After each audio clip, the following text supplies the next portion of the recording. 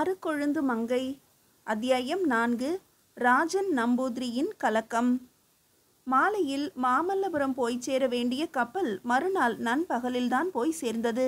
ஒரு கப்பல் கரை சேரும்போது வழக்கமாக இருக்கும் உற்சாகமும் ஆரவாரமும் அந்த கப்பலில் இல்லை. கப்பலில் இருந்து இறங்கிய எல்லோருடைய முகங்களிலும் சோகமும் சோர்வும் மண்டி இருந்தன. மாமல்லபுரத்து துறைமுகம் எப்போதும் போல கலகலப்பாக இருந்தது. துறைமுகத்துக்கு ஒரு கப்பல் வந்து சேரும்போது வணிகர்களும் அவர்களை சார்ந்த சிப்பந்திகளும் கரையில் கூடி விடுவார்கள். அவர்களை தவிர ஊராரும் வேடிக்கை பார்க்க வருவார்கள். அன்றும் அப்படித்தான் கடற்கரையில் திருவிழா போல மக்கள் மொய்த்து கொண்டிருந்தனர். சுங்க அதிகாரிகளும் துறைமுக பாதுகாவலர்களும் சுறுசுறுப்பாக இருந்தனர். அன்று சுங்க அதிகாரிகள் தங்களுடைய வழக்கமான கெடுபிடிகளை தளர்த்தி இருந்தனர். கொள்ளையர்களால் தாக்குண்டு மிகுந்த துயரத்தை தாங்கி வந்த பயணிகளை கண்டு அதிகாரிகளின் நெஞ்சங்களில் கூட ஈரம் கசிந்து விட்டது. சரக்குகளுக்கு சுங்க வரியில் பாதியை மட்டும் வசூலித்தால் போதும் என்று சுங்க தலைவர் ஆணையிட்டு விட்டார். தனிநபர்களை சுங்கச்சாவடியில் சோதனை போட வேண்டாம் என்றும் பயணிகள் தாமதமின்றி நகரத்துக்குள் போவதற்கான உதவிகளை செய்து கொடுக்கும்படியும் உத்தரவிட்டிருந்தார். சுங்கச்சாவடியை கடந்து உதயச்சந்திரனும் லீனாவும் வெளியே வந்தார்கள். ஏதாவது சாப்பிடேன், மிகவும் களைத்திருக்கிறாய் என்றான் உதயச்சந்திரன். லீனா மறுத்து தலையை அசைத்தாள். அளவு மீறிய சோகத்தால் பொன்னிறமாக இருந்த அவளுடைய வதனம் களை இழந்து சாம்பி இருந்தது. அவளுடைய கண்களில் தென்பட்ட துயரத்தின் சாயல் உதயச்சந்திரனை மிகவும் நெகிழ வைத்துவிட்டது. மிகுந்த சங்கடத்துடன் தன் கண்ணீரை மறைத்து கொண்டான். சுற்றுமுற்றும் பார்த்தான். தன்னுடைய கப்பலில் இருந்து இறங்கியவர்களை தேடினான். சற்று தூரத்தில் தேவசோமாவும் மற்றவர்களும் அவனை நோக்கி வந்து கொண்டிருந்தார்கள். அவர்களுடன் கொள்ளை கப்பலில் இருந்த மொட்டை தலை இளைஞனும் வந்து கொண்டிருந்தான். அவர்கள் பிரிந்து செல்ல வேண்டிய நேரம் வந்துவிட்டது. உதயச்சந்திரன் விடை பெற்று கொண்டான். நண்பர்கள், நாம் பிரியும் நேரம் வந்துவிட்டது. கடவுள் அருளால் நாம் மீண்டும் சந்திக்கும் சந்தர்ப்பம் ஏற்படலாம் என்றான் உதயச்சந்திரன். பிறகு கூறினான், கப்பலில் நாம் பேசி முடிவு செய்தபடியே இந்த பெண்ணை இங்குள்ள சீன சேரியில் இவர்களுடைய உறவினர்களிடம் ஒப்படைத்துவிட்டு செல்கிறேன். அருகில் நின்ற மொட்டைத்தலை இளைஞனை சுட்டிக்காட்டி தேவசோமா, இந்த இளைஞன் ஸ்ரீராஜன் நம்பூதிரி என்ன செய்ய போகிறான் என்று கேட்டான். இவன் என்னோடு வருவதாக முடிவு செய்திருக்கிறான். இவனையும் என்னோடு அழைத்து செல்கிறேன். நண்பர்களே, நாங்கள் போய் வருகிறோம். தக்க சமயத்தில் நீங்கள் காட்டிய துணிவிற்கும் செய்த உதவிக்கும் மிக்க நன்றி என்றான் உதயச்சந்திரன். அவனுடைய கையை பரிவுடன் தேவசோமா பற்றி கொண்டு, தம்பி, உன்னுடைய வீரத்திற்கும் சாகசத்திற்கும் முன்னால் எங்கள் செயல் எம்மாத்திரம்? ஆயுதமின்றியே நீ நிகழ்த்திய புதுமையான போரை என் வாழ்நாள் முழுவதும் மறக்க மாட்டேன். இந்த பெண்ணின் மானத்தை காக்க நீ ஆற்றிய தீர செயலுக்காக சீன நாடே தமிழகத்திற்கு நன்றி செலுத்த கடமைப்பட்டிருக்கிறது தம்பி. தமிழ் மண்ணின் பண்பும் பெருமையும் உன்னால் மிகவும் உயர்ந்து விட்டன. இந்த பெண்ணிற்குத்தான் எப்படி ஆறுதல் சொல்வது என்று தெரியாமல் தவிக்கிறேன் என்றான். பிறகு, முடிந்தால் நாம் மீண்டும் காஞ்சியில் சந்திக்கலாம் என்றான்.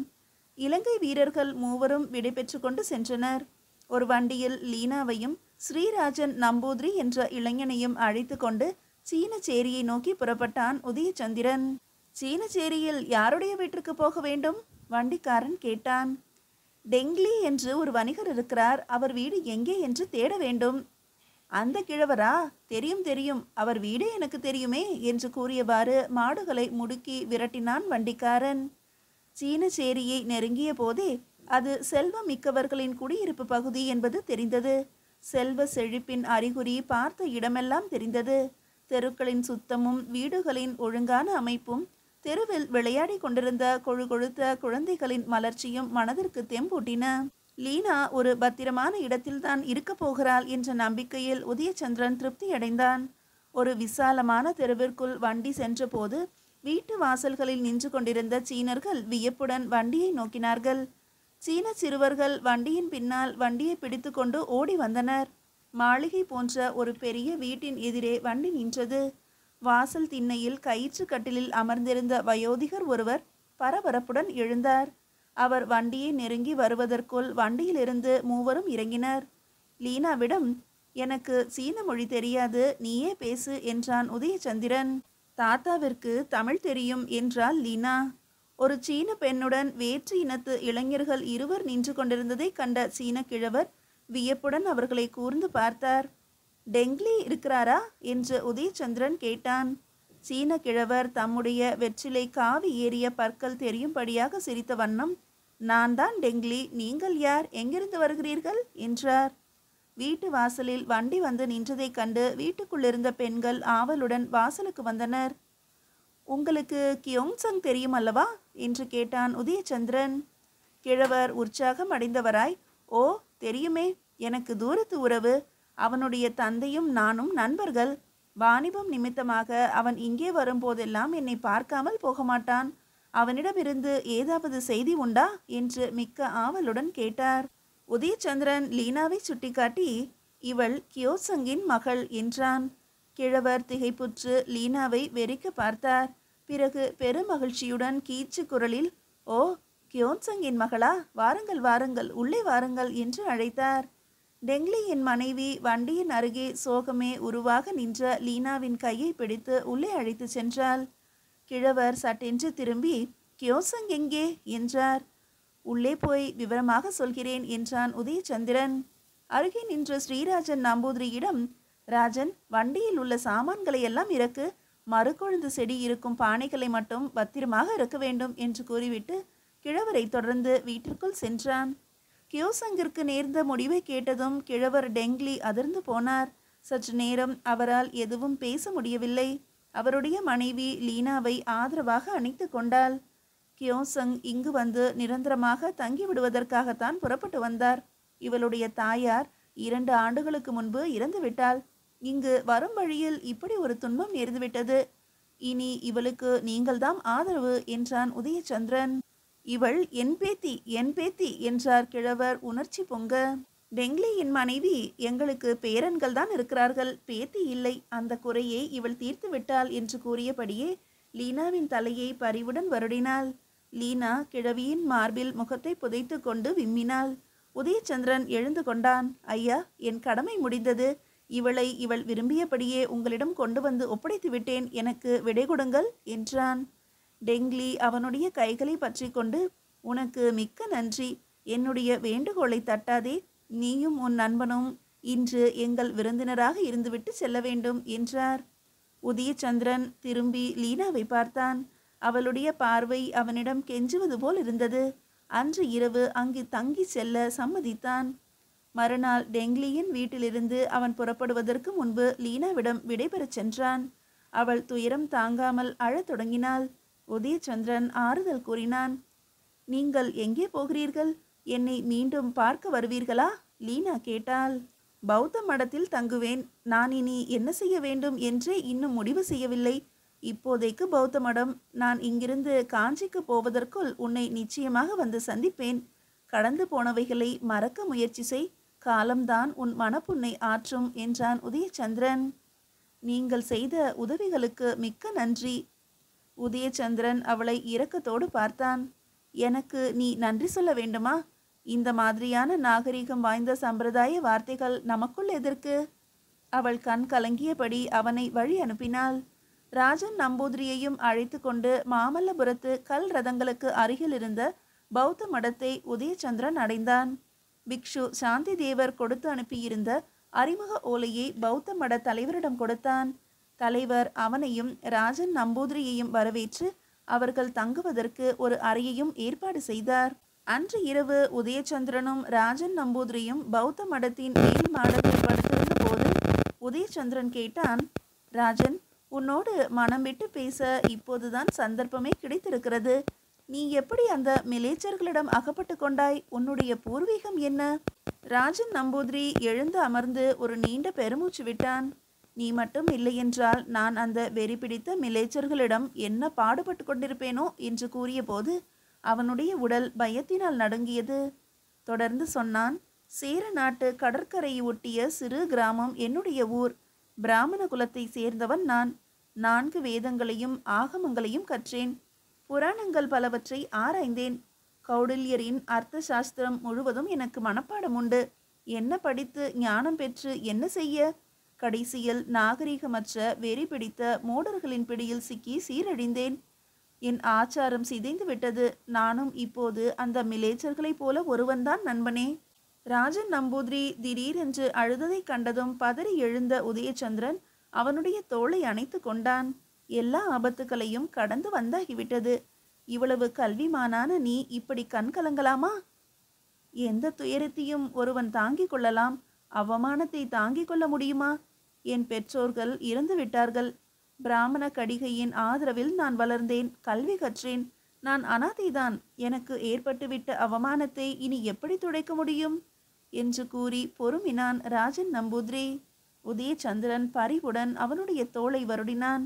உனக்கு என்ன அவமானம் நேர்ந்துவிட்டது? உன்னுடைய துயரத்தை என்னால் போக்க முடியுமானால் இது யாராலும் தீர்த்து வைக்கக்கூடியதல்ல. நானே பொறுமி என்னை சமாதானப்படுத்தி கொள்ள வேண்டியதுதான் என்று கூறிவிட்டு சற்று நேரம் மௌனமாக நிலவை பார்த்து கொண்டிருந்தான் ராஜன் நம்பூதிரி. பிறகு சொன்னான், வடமேல் திசையில் பாலைவன பிரதேசத்தில் ஏதோ ஒரு மதம் தோன்றி பரவி வருகிறதாம். அந்த மதத்தை மற்ற நாடுகளில் போரிட்டும் பலாத்காரமாகவும் பரப்புகிறார்களாம். தோல்வியடைந்த நாட்டு மக்களை கத்தி முனையில் பயமுறுத்தி மதம் மாற்றுகிறார்களாம். அவர்களுடைய போரை புனித போர் என்று கூறிக்கொள்கிறார்களாம்.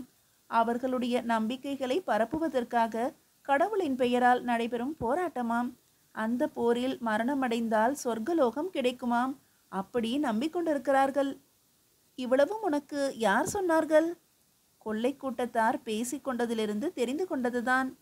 அது சரி, நீ எப்படி அவர்களிடம் அகப்பட்டாய்?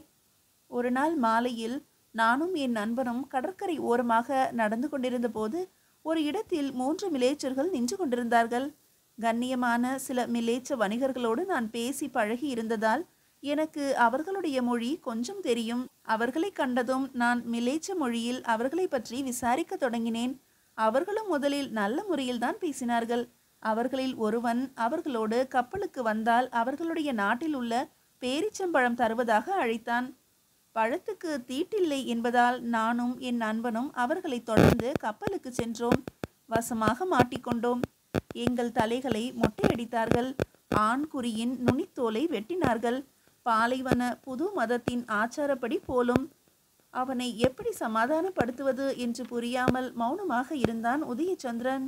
பிறகு கேட்டான், அது என்ன மதம் என்று. அந்த மதத்தின் பெயர் என்னவென்று கூட தெரியவில்லை. அந்த மதத்தவர்கள் இப்போது வடக்கே சிந்து நதிக்கரையை அடுத்த நாட்டின் மீது படையெடுத்து பிடித்து விட்டார்களாம். முகமது காசிம் என்ற மிலேச்சனின் தலைமையில் படையெடுத்து வந்தார்களாம். தாகிர் என்ற சிந்து நதிக்கரை மன்னன் தீவிரமாக எதிர்த்தானாம். பாலைவனத்து வெறியர்களை சிந்து நதி தாண்டி வரவிடாமல் தடுத்து நிறுத்தி இருந்தானாம். ஆனால் அந்த மன்னனுக்கு எதிராக சில துரோகிகள் மிலேச்சர்களுக்கு உதவி இருக்கிறார்கள். அதனால் மிலேச்சர்கள் சிந்து நதியை கடந்து விட்டார்கள். மன்னன் தாகிர் போர்க்களத்தில் மாண்டு போய்விட்டான். அவனுடைய ராணியும் தீரத்துடன் போரிட்டு மடிந்தாள். மிலேச்சர்களின் மதம் அந்த பகுதியில் பலாத்காரமாக புகுத்தப்பட்டு விட்டதாம். பிறந்த மண்ணுக்கே துரோகமா? அதுவும் அந்நிய நாட்டானுக்கு உதவியாகவா? சீச்சி, கேட்கவே மனம் கொதிக்கிறதே என்றான் உதயச்சந்திரன். துரோகம் செய்தவர்கள் யாரென்று தெரிந்தால் உன் மனம் இன்னும் கொதிக்கும் உதயச்சந்திரா. யார் அந்த ஈனர்கள்? வெறுப்புடன் கேட்டான் உதயச்சந்திரன். அவனுடைய காது கருகே குனிந்து ரகசியமாக, பௌத்த பிக்ஷுக்கள் என்றான் ராஜன் நம்பூதிரி. ஆ என்று தாழாத வியப்புடன் கூவினான் உதயச்சந்திரன். நான் இதை நம்ப மாட்டேன் என்றான். கொள்ளை கூட்டத்தாரின் பேச்சிலிருந்து அறிந்த செய்தி இது. இந்த கொள்ளையர்களின் கப்பல் முகமது காசிமுக்கு உதவியாகத்தான் வந்ததாம். சிந்து நதி பகுதியில் வெற்றி கிட்டியதும் காசிமின் அனுமதி பெற்று கொள்ளையடிக்க இந்த பக்கமாக வந்தார்கள். என்னால் நம்பவே முடியவில்லையே. பிக்ஷுக்கள் கூடவா இப்படி நடந்து கொள்வார்கள் என்று முனகினான் உதயச்சந்திரன். அவனுடைய நினைவில் பிக்ஷு சாந்தி தேவர் தோன்றினார். கடவுளே, இப்படியும் நடக்குமா என்று அரற்றினான். காவி உடை அணிந்தவர்கள் எல்லோரும் மகான்கள் என்று எண்ணுகிறாயா என்றான் ராஜன் நம்பூதிரி. காவி உடைக்குள்ளும் கைமைத்தன்மை இருக்கும். உதயச்சந்திரன் பெருமூச்சு விட்டான். வெறுப்பினால் அவனது முகம் சுருங்கியது. அந்த நினைவை அகற்ற எண்ணியவனாய், சரி, உன்னை பற்றி சொல். உன் நண்பனும் உன்னோடு வந்தான் என்றாயே, இப்போது அவன் எங்கே என்றான். ராஜன் நம்பூதிரியின் கண்கள் கலங்கின. குரல் தழுதழுத்தது. அவன் மடிந்து விட்டான். அந்த மிலேச்சர்கள் அவனை கொடுமைப்படுத்தி கொன்று விட்டார்கள் என்று கூறி கண்ணீர் சிந்தினான். உன் நண்பன் அவர்களை எதிர்த்தானா? அது ஒரு வெட்கக்கேடான சம்பவம். நினைத்து கூட பார்க்க இயலவில்லை. ஓ, எவ்வளவு ஈனத்தனமான காட்டு மிராண்டிகள் அந்த மிலேச்சர்கள்! அழகான ஆண்களையும் பெண்களாக பாவித்து தங்கள் காமத்தை தணித்துக் கொள்கிறார்கள். என் நண்பன் நல்ல அழகன். என்னையும் அவனையும் சிறைப்படுத்தியதே அந்த ஈன செயலுக்காகத்தான் என்று நினைக்கிறேன். அவர்களுடைய காம வெறிக்கு அவன் பலியாகிவிட்டான். அத்தனை பேரும் அவனை பயன்படுத்த முனைந்தார்கள். ஐயோ, அவன் வேதனையால் துடித்த கதறல் இன்னும் என் காதில் ஒலிக்கிறது. ராஜன் நம்பூதிரி குலுங்கி குலுங்கி அழ ஆரம்பித்தான். உதயச்சந்திரன் அவனை ஆதரவாக அணைத்து கொண்டான். மிருகங்கள் என்று கோபத்தினால் பற்களை கடித்தான். அழுகை சற்று நின்றதும் ராஜன் நம்பூதிரி சொன்னான், நானும் அவனைப் போல சாக வேண்டியவன்தான். நேற்று வரை நான் ஜுரத்தினால் வருந்தினேன். என் உடல் மட்டும் ஆரோக்கியமாக இருந்திருந்தால் அந்த கயவர்கள் என் உடலையும் பயன்படுத்திவிட்டு கடலில் தூக்கி எறிந்திருப்பார்கள். சற்று நேரம் இருவரும் பேசாமல் நிலவை வெறித்தபடி இருந்தார்கள். ராஜன் நம்பூதிரியின் கண்களில் இருந்து கண்ணீர் வழிந்து கொண்டிருந்தது. திடீரென்று உதயச்சந்திரனின் கால்களை பற்றியவாறு, நானும் அப்படி ஒரு இழிந்த அவமானத்துக்குள்ளாகி கடலில் எரியப்படுவதற்குள் நீதான் தெய்வம் போல வந்து காப்பாற்றினாய் என்றான். உதயச்சந்திரன் பதறிப்போய் கால்களை இழுத்து கொண்டு ராஜன் நம்பூதிரியின் தோள்களை அணைத்தவாறு, ராஜன், அதையெல்லாம் ஒரு கனவு மாதிரி எண்ணி மறந்துவிடு. அதற்கு பழிவாங்குவது போல கொள்ளையர்களின் கப்பலுக்கு தீ வைத்து கொளுத்தினார்களே தேவசோமாவும் அவனுடைய கூட்டாளிகளும் என்று ஆறுதல் கூறினான்.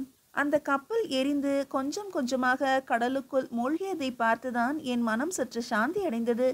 கப்பலில் நடைபெற்ற சண்டையில் தோற்றிருந்தால் உங்கள் எல்லோரையும் மொட்டையடித்து ஆண்குறியையும் வெட்டி மதம் மாற்றியிருப்பார்கள். கடவுள்தான் காப்பாற்றினார். நிலவு உச்சியை தாண்டி மேல் திசையில் சற்று சரியும் வரை பேசிக் கொண்டிருந்தனர்.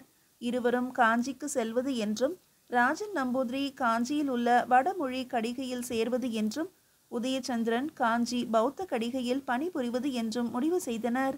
அப்போது ராஜன் நம்பூதிரி உதயச்சந்திரனிடம், உன்னுடைய லட்சியம்தான் என்ன? எதை உத்தேசித்து பல்லவ நாட்டிற்கு வந்தாய் என்றான். நானும் உன்னை போல அனாதைதான். என் பாட்டனார் 4 ஆண்டுகளுக்கு முன்பு இறந்து விட்டாராம். என்னை இங்கு எதிர்பார்த்து யாரும் காத்திருக்கவில்லை. உறவினர்கள் சிலர் உண்டு. அவர்களை போய் காண எனக்கு விருப்பம் இல்லை. தாய் நாட்டிற்கு போய்விட வேண்டும் என்ற தவிப்பால் இங்கே திரும்பி வந்துவிட்டேன். காஞ்சியில் பௌத்த கடிகையில் இருந்து கொண்டுதான் வரும் காலத்தை பற்றி சிந்திக்க வேண்டும். உனக்கு நீ கற்ற வேதங்களும் ஆகமங்களும் பயன்படும். என்னை பொறுத்தவரை தாய்நாடு என்னை கைவிடாது எனும் நம்பிக்கை மட்டும் இருக்கிறது. சரி, இந்த நம்பிக்கையிலேயே தூங்குவோம். வெகு நேரம் ஆகிவிட்டது என்றான் உதயச்சந்திரன். மீதியை அடுத்த அத்தியாயத்தில் காணலாம்.